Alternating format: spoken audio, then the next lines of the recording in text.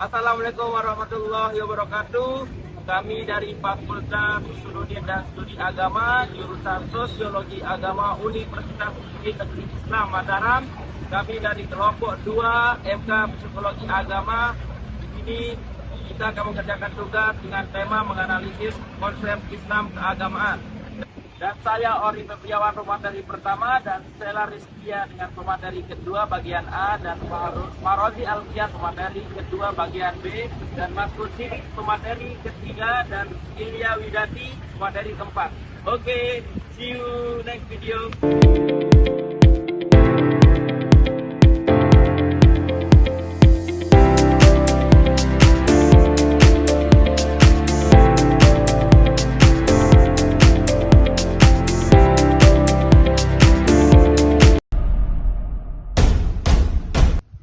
Assalamualaikum warahmatullahi wabarakatuh. My name is Ori Febriawan. Di sini saya akan memaparkan materi tentang definisi psikologi keagamaan menurut para ahli. Jadi, di mana psikologi keagamaan ini adalah ada sangkut pautnya dengan ketuhanan, berbeda dengan psikologi yang pada umumnya yang meneliti secara empiris. Dan di mana saya akan menyampaikan menurut ahli, di mana menurut satu ahli di sini, Zakiyah Derajat, psikologi agama adalah cabang dari psikologi yang meneliti dan menelaah kehidupan beragama pada seseorang dan mempelajari beberapa besar pengaruh keyakinan agama itu dalam sikap dan tingkah laku serta keadaan hidup pada umumnya. Dan di mana di zaman sekarang ini psikologi keagamaan ini agak sedikit memudar karena zaman teknologi, dan dimana ini yang kita kuatkan lagi untuk percaya tentang ketuhanan terhadap psikologi ini. Oke, maybe the last I say. Wassalamualaikum warahmatullahi wabarakatuh. See you.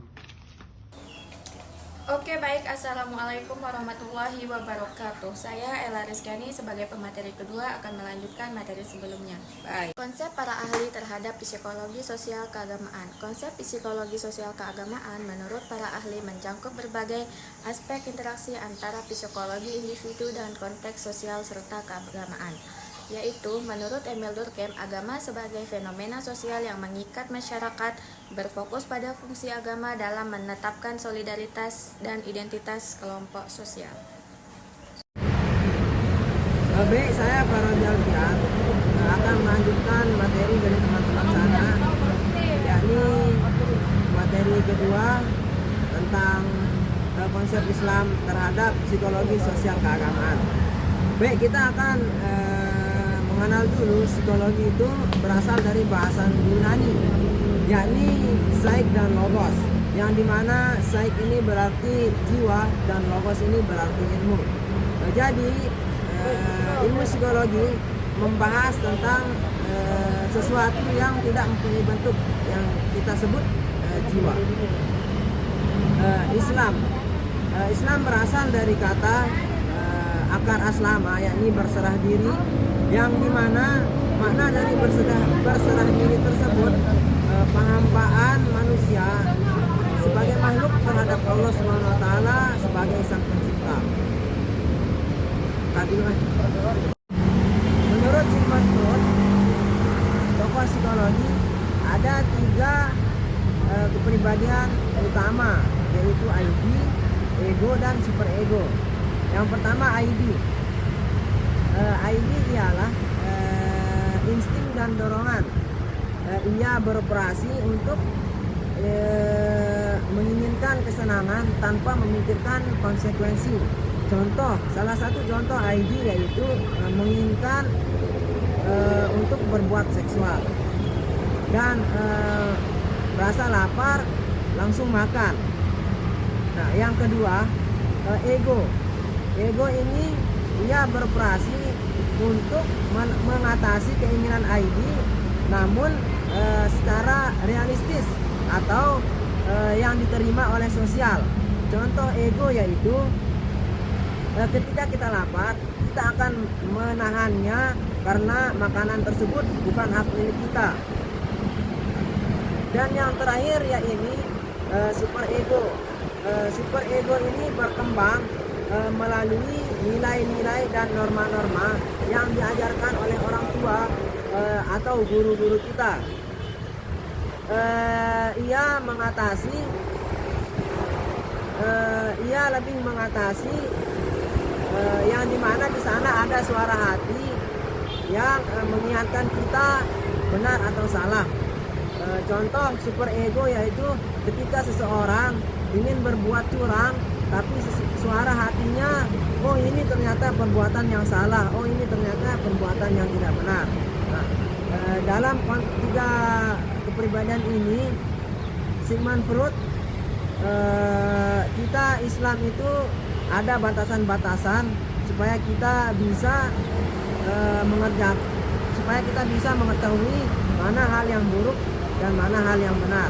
Mungkin sekian dari saya yang akan dilanjuti oleh pemateri selanjutnya. Assalamualaikum warahmatullahi wabarakatuh. Kajian psikologi Islam menyampaikan isu perihal kejiwaan insan, seluk-beluk batinnya, serta solusi rohani yang mengacu pada normatif Islam. Psikologi Islam berguna bagi kesehatan mental insan, serta menata ketakwaan dan keimanan kepada Allah Subhanahu wa Ta'ala, yang dimana kedua aspek tersebut saling mensugesti. Oleh karena itu, psikologi Islam berguna untuk menyehatkan dua hal tersebut. Baik, di sini saya akan melanjutkan materi selanjutnya, yakni pendekatan terhadap tingkah laku sosiopatik. Nah, jadi sosiopatik ini adalah tingkah laku yang menyimpang dari norma sosial yang berlaku dalam konteks yang tertentu. Adapun tingkah laku sosiopatik dapat ditandai dengan ciri antisosial, pribadi yang sulit diduga, dan dia itu pandai bersandiwara dan juga egois. Nah, jadi orang yang mengalami sosiopatik ini, dia itu mudah marah, dia tidak boleh tersinggung. Jadi kalau kita singgung sedikit saja itu dia cepat marah. Dan juga dia ini antisosial, yang dimana itu dia tidak mau berbaur dalam kelompok atau masyarakat. Intinya dia itu menyendiri lah. Nah, terus ada pendekatan terhadap sosiopatik. Nah, pendekatan ini ada dua.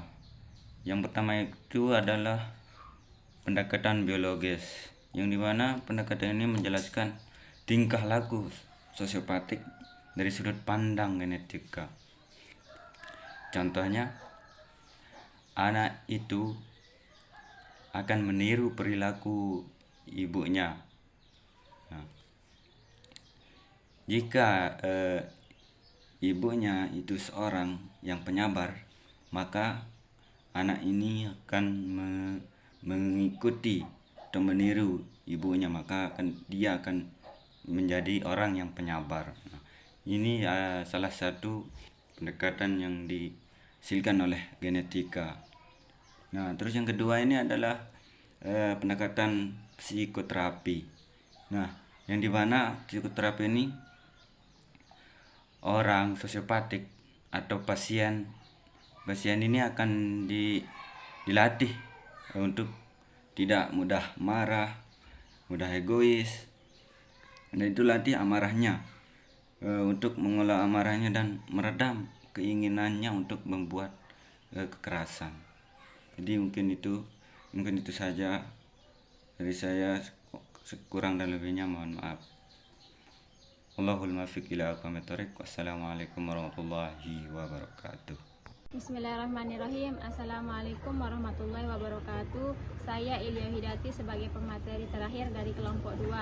Di sini saya akan menjelaskan tentang faktor-faktor penyebab disorganisasi sosial. Yang pertama, saya akan menjelaskan definisi dari disorganisasi sosial.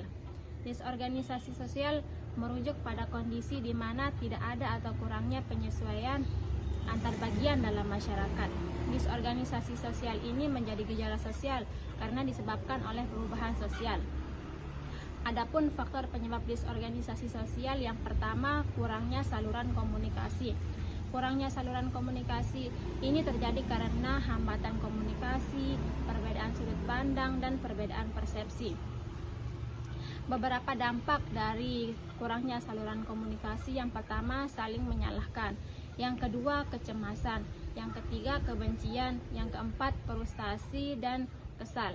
Dampak yang kedua dari disorganisasi sosial yaitu konflik nilai. Konflik nilai ini muncul ketika individu dan kelompok memiliki keyakinan yang berbeda, sehingga mempengaruhi interaksi dan keyakinan mereka. Konflik ini terjadi dalam berbagai situasi, baik situasi di lingkungan kerja, individu, maupun di lingkungan kelompok. Dampak yang ketiga dari disorganisasi sosial yaitu kepentingan di masyarakat. Kepentingan di masyarakat ini merujuk pada bagaimana berbagai kebutuhan dan harapan individu atau kelompok tidak terintegrasi dengan baik, sehingga bisa menimbulkan konflik dan menciptakan ketidakstabilan. Dampak yang keempat dari disorganisasi sosial yaitu lemahnya proses sosialisasi.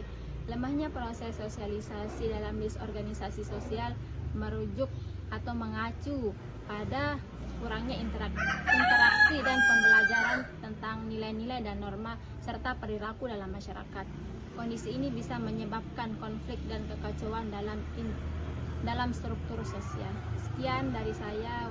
Wassalamualaikum warahmatullahi wabarakatuh. Saya sebagai pemateri terakhir sekaligus menyampaikan sedikit kesimpulan dari makalah kami yang berjudul menganalisis konsep Islam terhadap psikologi sosial keagamaan, perspektif para ahli, dan menganalisis masalah sosial dan faktor penyebab disorganisasi sosial. Jadi kesimpulannya adalah psikologi sosial keagamaan merupakan bagian dari psikologi yang mempelajari masalah-masalah kejiwaan yang ada sangkut pautnya dengan keyakinan beragama.